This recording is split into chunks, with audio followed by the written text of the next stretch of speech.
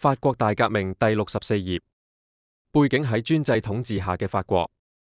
時間：1789-1799年。重要性：呢個喺世界史上最重要嘅事件之一，關係到推動民主同民族國家建立，影響現代歐洲。當時波旁王朝嘅國王路易14喺16世紀起加強專制統治，令專制統治達到高峰。佢首先控制貴族，要求貴族住喺凡爾賽宮，方便控制。再推行擴張政策，頻繁打仗。